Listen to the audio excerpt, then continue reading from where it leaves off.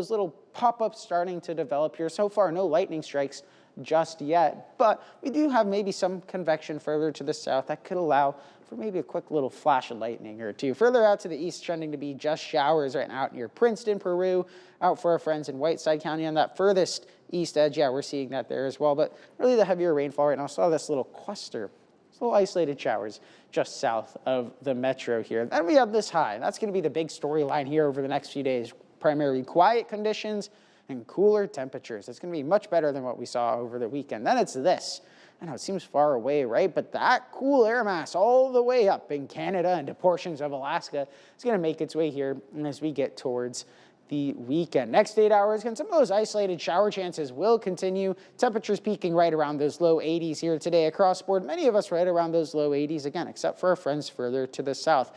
And that's where some of these storms building off that a little bit of a warmer temperature could get some lightning. But again, still very isolated in terms of the thunderstorm coverage. As we get throughout the rest of the week, very mild conditions. And then as we get towards your weekend, temperatures really start to drop off. Here we are Saturday afternoon.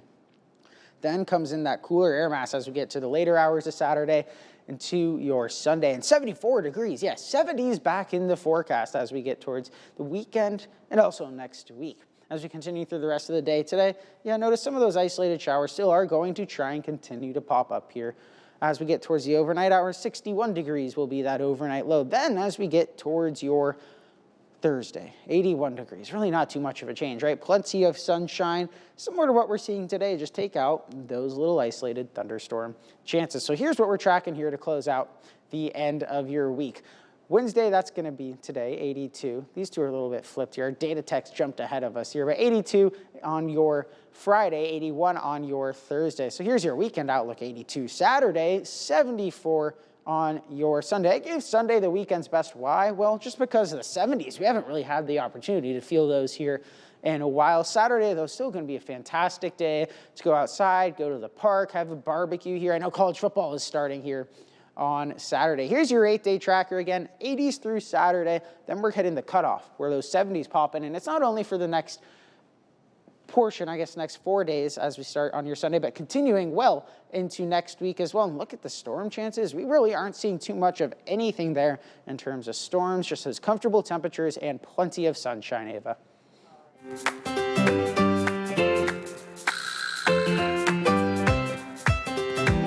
In your school zone coverage today, as back to school season gets underway, we wanted to know, parents, what's on your mind? So we put together a variety of topics and invited a diverse group of parents from across our viewing area to chat with us. So here's our panel. We have Bridget Mayfield from Knoxville, a mother of 2 students attending the private school where she also teaches. We have Jakara Walker from Davenport, a mother of 5, and 4 of her children are school age and attend private school. Stephen Eccles from Davenport, a father of 2 and a football coach at Davenport Central High School. Peter Whitman from Clinton County, a farmer and father of 3, and Elliot Lard from Davenport, a father of 2 school-aged children in our area. And this is WQAD's first ever parent panel. And today's topic, school safety. I mean, I feel like the school is taking the best precautions that they can. I was pretty impressed with the school that we're a part of. They, at the beginning of the year last year, they started a new program where they text all the parents on anything that goes on in the school. We also had a tornado that came through, a storm system that came through with a tornado in it. And the school was able to text out, hey, we're going to hold the kids in place for 15 minutes, let the system go through. Don't come to the school, just stay home, come back, come and get them in about 15 minutes. I also think it's important to have the police presence, but the police that are present should be a certain personality, they need to be more friendly, personable with the kids, something that keeps the kids at ease. Their presence there I feel that the presence of a police officer in the school can help keep things flowing consistently.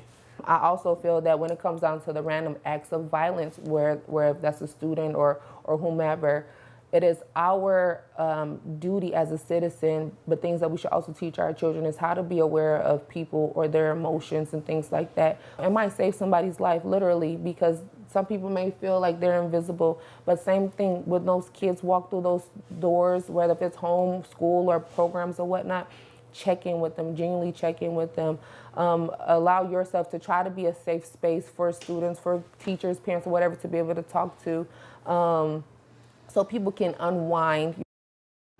We will continue to talk with our parent panel throughout this week, but for a more in-depth Q&A experience, head over to our WQAD A+ streaming app, where you'll find the full parent panel and more of our extensive back-to-school coverage exclusively on our A+ app. Download on your TV and watch for free. So social media, I just have put a big old, like, nope, not gonna do it until I feel like they're mature enough to handle that. Coming up tomorrow, social media and AI in the classroom. We hear from our first ever parent panel about what responsible online behavior looks like and how to balance AI as a tool in the classroom. Well, Target CEO Brian Cornell is stepping down after 11 years. He will leave February 1st and be replaced by Chief Operating Officer Mike Fitticle. Cornell led major store remodels and expansion of Target's online business, but his exit follows 3 straight quarters of slumping sales and backlash over the company's DEI policies. Well, it's an iconic interstate staple you've probably seen on a road trip, and if you're like my family, it was always our saving grace on long drives. I'm talking about the Cracker Barrel logo. Well, now it's changing. Cracker Barrel has unveiled its first image-free logo in nearly 48 years. The new logo is retaining its classic golden brown tones with a modern font rooted in the original barrel shape. This is all part of the restaurant's new All the More campaign. Country singer Jordan Davis stars in the launch commercial. And then to celebrate, Cracker Barrel is offering a free classic side with any in-restaurant purchase on August 23rd and 24th. Meanwhile, McDonald's is dialing back the sticker shock after admitting its menu has gotten too expensive. 8 popular combo meals are now priced at 15% less than buying each item separately. So starting early September, the chain will also roll out a $5 breakfast combo and a special $8 Big Mac and Nugget meal. By refocusing on value, McDonald's hopes to welcome back budget-conscious customers. Still ahead, plant and garden expert Craig Hignight is in the studio with us. Head to the WQAD Facebook page right now and get your questions ready. He's going to answer all of them coming up next. You're watching GMQC at 11 on WQAD.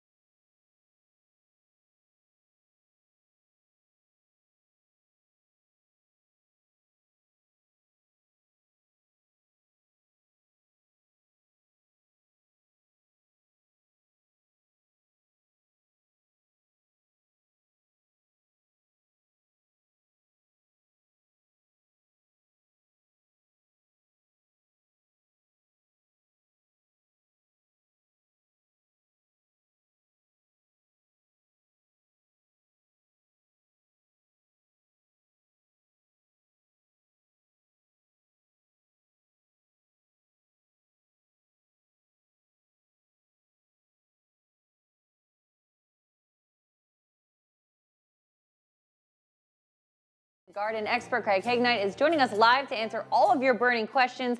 Good morning, Craig. Good morning. So we're taking all of your questions through our Facebook live stream right now. But Craig, before we get started with everybody else's questions, we kind of have a question for you. Yes. What is your favorite plant or, tree or, just favorite plant and why? Well, my favorite tree is the Metasequoia glyptostroboides. It's the dawn redwood. I planted one in Rock Island over 40 years ago, and if you drive down 24th Street and look to the west, there is a beautiful redwood in the backyard of our house. I wish I'd planted more of them. I'd have a little redwood grove by now. I'm too old to start now. They are beautiful, though. They are. We absolutely love them. It's just like being in the redwood forest when you stand under that thing. Oh my goodness, it's such a good part of the country too over there. Love it. You want to get the next one? Sure. All right. So we're going to go with Rick, who's saying his interminate tomatoes are beautiful, but they're like his Romas and Amish. They're always so small. Why are they? Okay, your indeterminate tomatoes keep producing through the entire season. It's not like the determinants where you get a huge crop all at once. The thing that I always worry about is proper nutrition and proper watering. Make sure you're using a very low-grade organic type tomato fertilizer, and make sure that you're giving them enough water without actually drowning them, which is hard to do with a tomato, but watch your fertilizer and your watering to get the size of the tomatoes up. Well, our next question actually is from Rick again, and what is the absolute earliest that we can plant our fall garlic? About 2 weeks from now, actually. I had to do a little mental math there. About September 1st is when you're going to put garlic in the ground. It is going to have time to make a little bit of growth through the fall here. Make sure you keep that bed absolutely clean of weeds. Garlic does not like any competition. It's going to come through the winter, and you're going to end up harvesting about next August. Gloria wants to know, when is a good time to trim my evergreen shrubs? They have a lot of new growth. Well, we're coming into that danger zone right now. I usually tell people to put those pruners away about the 1st of September. So you might do a little light pruning right now, but if you want to stay completely safe, you're not going to do anything until after Thanksgiving in any major pruning. You don't want to force that late growth if we have a nice fall that might not survive the winter. All right, we'll keep submitting your questions on our Facebook live stream right now. We'll be right back to answer more after this break.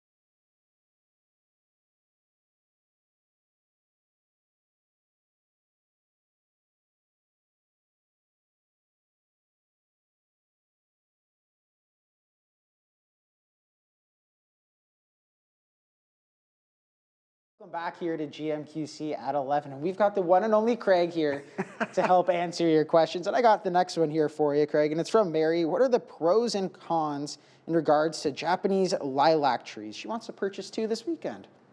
Well, there aren't a lot of cons. The important thing is that you've got an area where they've got at least half a day of full sun, more actually, because these trees are going to get big. I can show you some over in Moline here. They're probably 25 feet tall and almost as far across. Past that, they don't have a lot of disease problems. Make sure that you protect a young tree from the deer cleaning antlers. You don't want to plant the tree and then lose it. Other than that, it's just good basic care. They are a very long-lived, beautifully blooming tree. Okay, Ed wants to know, is this a good time to transplant a small lilac tree? Actually, I would wait maybe a couple of weeks. Let the heat come off before you do this transplanting. You're going to have to cut it way back because you've got to take the pressure off those roots. Make sure that you get it out of the ground, back in the ground, get it mulched, keep it watered. Past that, we're going to keep our fingers crossed. Awesome. Our next question comes from Billy, one of our favorite Ask Andrew viewers, by the way. And he was wondering, will borax kill creeping Charlie and watergrass? Yes, it will, but you've got to remember, borax will also kill grass in general. So you've got to be very careful there. There used to be a formula floating around. I haven't given that formula out in years because borax can actually sterilize your soil. Cindy wants to know, when is a good time to relocate my clematis flowers? The what flower? Clematis. Oh, clematis. Oh. Okay. Clematis, you want to do that about the 1st of October. If you get it out of the ground and back in the ground, this is when they're going dormant naturally. By the time the plant leaves out again next spring, it's not even going to know it's been touched. Oh, and when you transplant, you've got to take the whole thing down to about 10 inches above the ground. Our next question from Renee, and it's wondering, how often do you water a large indoor snake plant? You know, it covers the gamut. I have people that tell me they water once a month, once every month and a half. Personally, myself, I always use my moisture meter so that I'm not keeping it too wet, which is deadly, and I'm not letting it get too dry, which can really stunt its growth. So as far as a general thing, you're going to, if you're not using a moisture meter, let it dry out at least 2 knuckles deep before you water it, and always drain that excess that comes out the bottom. That's where people get in problems. Vicky says, there is a powdery black substance on my sweet corn. What is it? Smut, corn smut. It's a fungus. Some years you'll get it quite badly. Many years you won't see it at all. You can cut it off. The corn that is not affected is still edible, but it is one of the ugliest things that you've ever seen in your whole life. All right, well, that's all we have time for this week, but be sure to join our Facebook Live with Craig each and every Wednesday. Submit your questions and be part of our conversation. We'll be right back.